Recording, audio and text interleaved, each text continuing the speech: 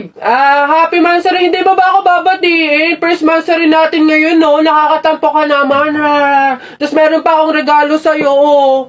Mansari, alam ko. O, di ba butas yung panty mo? O, ba't hindi na lang yun yung pinabili mo ng mga yan, ha? Alam na, butas yung mga panty na yung mga regalo pa naisip bilhin. Babe, naambol pa silong naman ako. Di ba may payong kang sayo? Ang sabi ko kasi sayo, magdala ka ng payong kasi uulan mamaya. O tama, wala ka tuloy magamit. Ang hirap kasi sa inyo, gusto nyo lagi yung sweet moment, yung makikisukob kayo sa amin. Hindi to kay drama. Bahala ka sa buhay mo. Babe, ano ba? Kanina pa ako nagugutom, kumain na tayo. Ay nako, tapos ako kumain. Ikaw kanina pa kita inaaya kumain, ayaw mong arte mo. Gusto mo kasi lagi yung mga may sweet moment pa, bebe pam. Ikaw yung unang susuyuin kumain. Tapos, sabahin mo ako. Arte nyo, bahala ka, magutom ka dyan. Pre, di ba sabi mo matapang ka? Oo, bakit? Ano? Pindutin mo nga yung fire alarm. Ako? Pipindutin yan? Dali! Ano, hindi mo kaya? Takot ka. Pakala ka pala eh. Walang kabilib-bilib to sa akin. Ako matatakot? Fire alarm? Baka nga, di na nagana yun. Tagal-tagal na yun. Tingnan mo ha. Watch me ha. Baka maging idol mo pa ako eh. Oh, sino bakla? Oh. Gagi, aray, tumunog. Takbo, oy! Aray, sira ulo, tumunog. Takbo, oy! Okay, huminahon po ang lahat.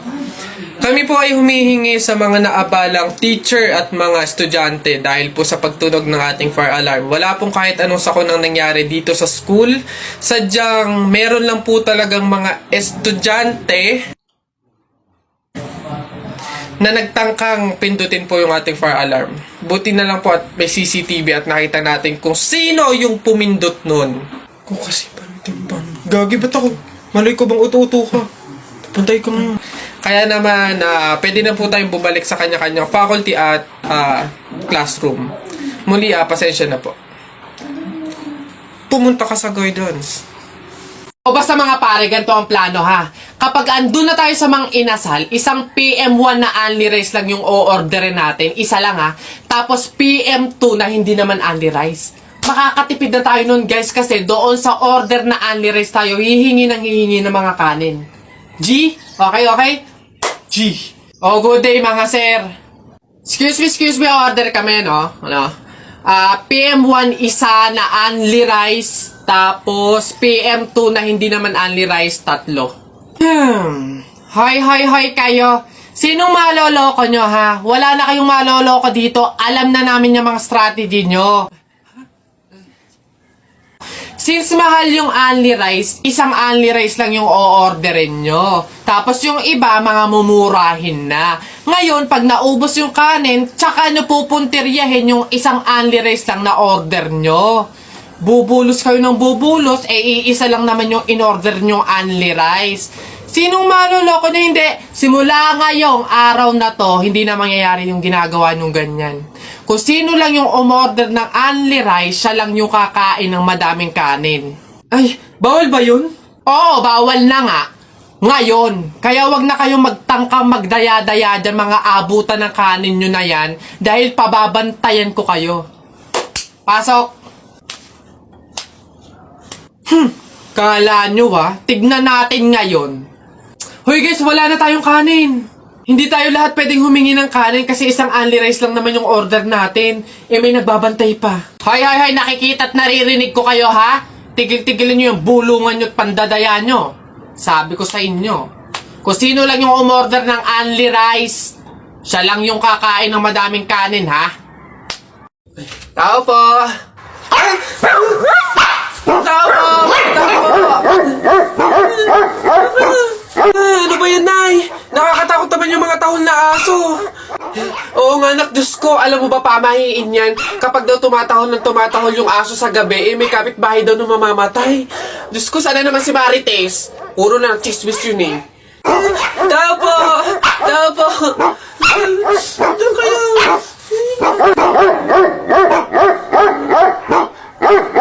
Aray! Ano yun? Visit kayong dalawang mag-ina kayo. Kaya tumatahol yung aso dahil andun ako sa labas, ha? Puro kayo pamahiin. Tawag ako ng tawag, wala man lang sa inyong nagtangkang lumabas para sa akin. Ay, kuya lang. Puro kayo pamahiin, nilapan ako ng aso't lahat. Aray, pagbibigay lang naman ako ng ulam sana eh. Eto, aray ko.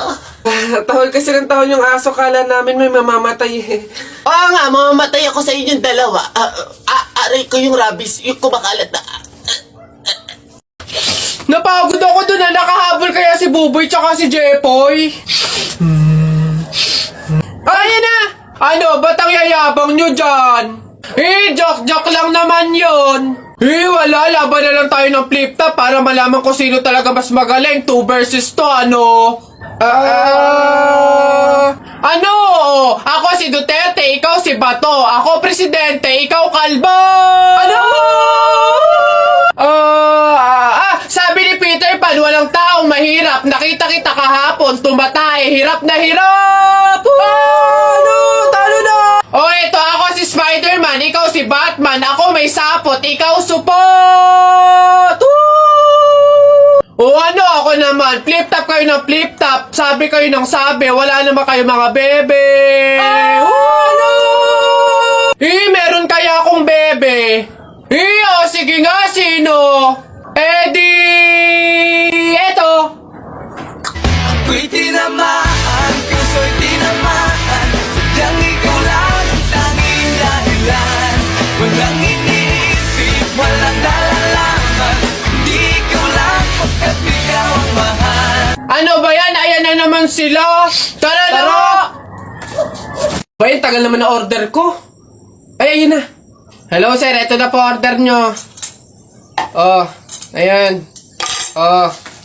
Ayan. Okay na po, 812. Hoy, teka, halika. Ay sir, ano yan? Bakit dito ako kakain sa dahon ng saging? Paltan nyo to, nasan ba yung manager nyo? Tawagin nyo nga. Ay sir, good day po. Ano pong problema dito? Yan kasing service crew nyo, ay dito ako papakainin sa dahon ng saging. Ay sorry sir, mali yun na ibigay. Dahon ba yun ng saging? Mali, dito pala dapat. Yan. Sa plastic kayo kumain.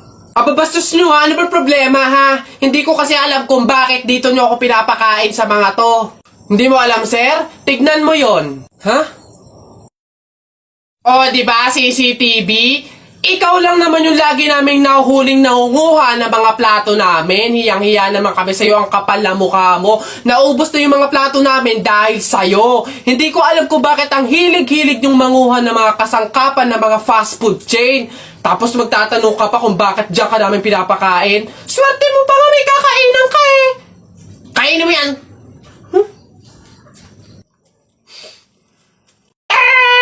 Uy, Bessie! Ay, Mario, ano ba, Bessie Wap? Nagulat naman ako sa'yo. Ano ba yung kilig ka na naman? Eto na nga, Bessie Wap. Ipapakilala ko na yung official jowa ka! Meet Jacob! Ha, Jacob? Ayun. Hello. Lumalamig ang hangin. Siya yung boyfriend mo? Iyo! Kaya nga, hindi ko pa naipakilala sa'yo kasi nga, hindi pa naman kami, MU pa lang kami, no? Pero ngayon, kami na talaga, kaya... Sorry. Bessie Wap, okay ka lang ba? Okay lang ako. Stay strong. Congrats sa inyong dalawa. Mauna na ako ha, sige.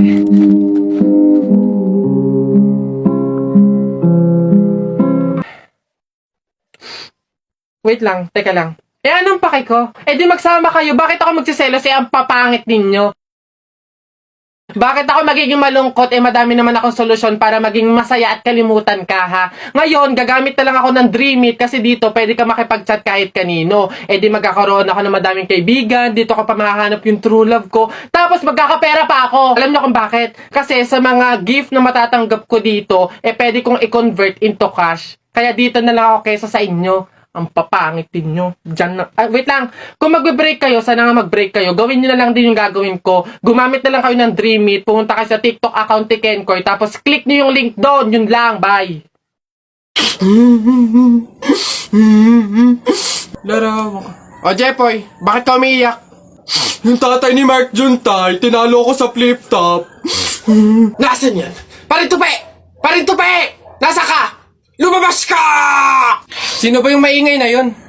Aba pare, umiiyak yung anak ko dahil tinalo mo doon sa flip top na yan. Paring Albert, hindi naman sa... Abay daw ako papayag, short mo gold, brief mo gold. Sumbong kita sa nanay mo, nanonood ka ng ball! Yo! Aba pare, ikaw nagpasimula, panindigan mo yan ha. Pangit ang nanay mo, pangit ang tatay mo, kaya ang anak mukhang kalamay. Kung gusto mo ng pangit, huwag mo kami idamay!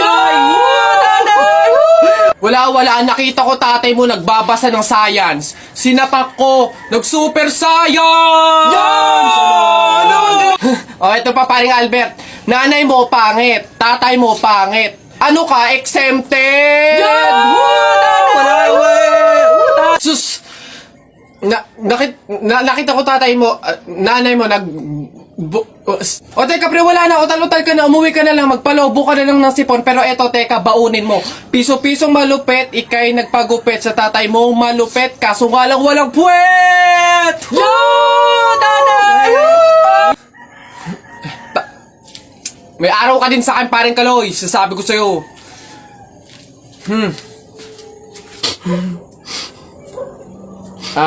Anak, Jepoy, pasensya na, talo tayo. Hello, Beb? Uy, napatawag ka. Imiss na kasi kita eh. Labas naman tayo today. Libre ko. G? Ay, wala akong time sa mga ganyan-ganyan ngayon eh. Busy kasi ako. Daming work, gawain sa bahay. Next time na lang siguro. Hala, Beb, okay lang, sige. Next time na lang, naiintindihan ko naman eh. Take your time, Beb ah. Gawin mo muna yung mga importanteng bagay na kailangan mong gawin. Thank you, Beb. See you soon. Oh. Uy, may story siya, oh. Siguro sobrang busy talaga ng friend ko na to.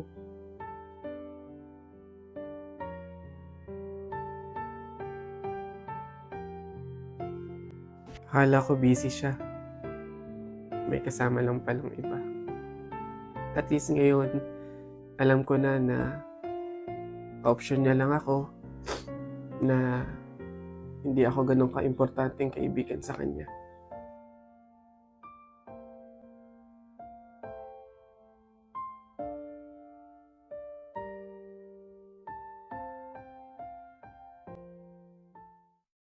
Nay! Nay!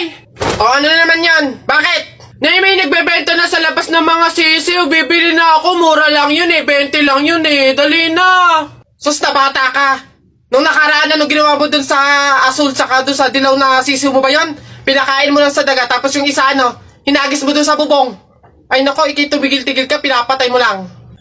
Dati lang naman yun, Nay. Tsaka sisiw naman yun ng mga manok. Eh ngayon, itik na yung bibiling ko. Promise, aalagaan ko na talaga. Nako, ikaw na bata ka. Pag ito sinayang mo ulit, sinasabi ko sa'yo, huli mo na to, ha? Yun! Ayun na, matatalo ka na! Yay! Nakalaban! Teacher, may tanong po ako sa'yo kung talagang matalino ka sa math. Ay nako, Tutoy, bata ka pa mapapahiya ka na. Kaya nga math teacher mahusay sa math. Ano ba yung tanong mo? Halimbawa, teacher, meron akong 30 pesos. Tapos, bumili ako ng hamburger. 18 pesos isa. O, ilan yung sukli ko? Diyos ko, Tutoy, napakadali. 30 pesos minus 18. O, edi 12. 12 pesos ang sukli mo. Mali, teacher. Ha? Bakit? Paano mali? 2 pesos lang sukli ko. 20 lang kaya binayad ko. May nakita ka bang 30 pesos na buo? Bola. Talaga ba?